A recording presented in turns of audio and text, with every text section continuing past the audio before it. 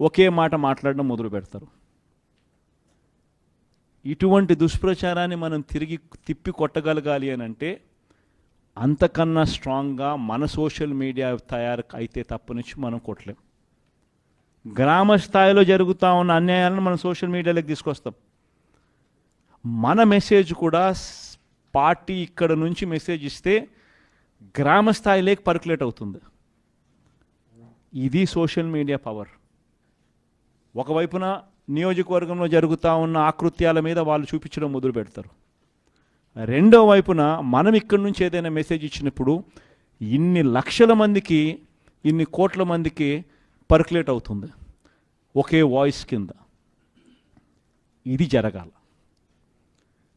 This is the biggest challenge. ఈ వర్క్షాప్కు ఇక్కడికి ఈరోజు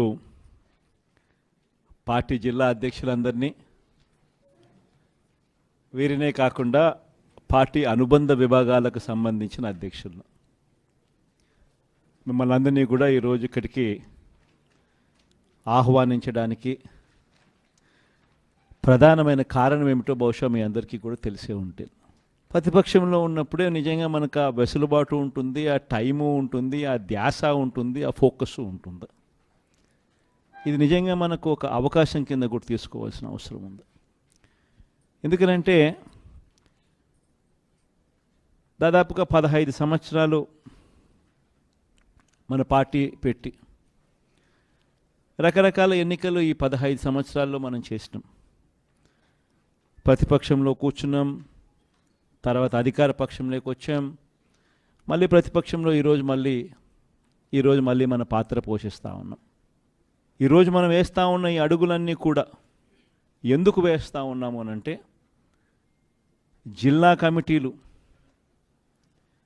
నియోజకవర్గ స్థాయి కమిటీలు, మండల స్థాయి కమిటీలు, గ్రామ స్థాయి కమిటీలు, ఇవన్నీ ఎలా ఉన్నాయి, ప్రతి గ్రామంలో ఇవన్నీ కూడా ఎఫెక్టివ్గా స్ట్రక్చర్డ్ ఫార్మాట్లో ఉన్నాయా లేవా, ఇవన్నీ కూడా ప్రతి గ్రామంలోనూ స్ట్రక్చర్డ్ ఫార్మాట్లోకి ఎలా తీసుకొని రావాలి అన్న అంశాల మీద మనకు అవగాహన పెరగాలి. మనం చేయాల్సిన పాత్ర ఏమిటి అన్నది ప్రతి ఒక్కరికి కూడా అవగాహన ఉండాలి. ఆ పాత్రను మనం పోషించే విధంగా మనం అడుగులు వేయాలి. ఈరోజు నుంచి 6 నెలల తర్వాత మళ్ళీ మనం ఇక్కడ కూర్చున్నప్పుడు ఆ రోజుటికి ప్రతి గ్రామంలోనూ కూడా మనం చేయాల్సిన ఈ గ్రామ కమిటీలు పేపర్లకు మాత్రమే పరిమితం అయిపోయే మెకానిజం మనం గన చేస్తే దానివల్ల లాభం ఉండదు. మీరు చేయాల్సింది ఏంటంటే దాని సూపర్విజన్, అది జరిగేట్టుగా చేయడం. ప్రతి గ్రామములో, ప్రతి నియోజకవర్గము, ప్రతి గ్రామం, అందులోని ప్రతి గ్రామంలోకి ఈ వ్యవస్థ ఉందా లేదా అన్నది మనం చూసుకోవడం, తయారు చేయడం. ఇలా చేయగలిగితేనే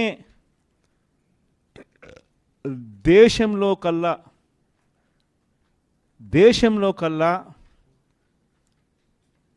నెంబర్ 1 పార్టీ ఏదైనా ఉంది అని అంటే అది మన పార్టీగా నిలబడగలుగుతుంది.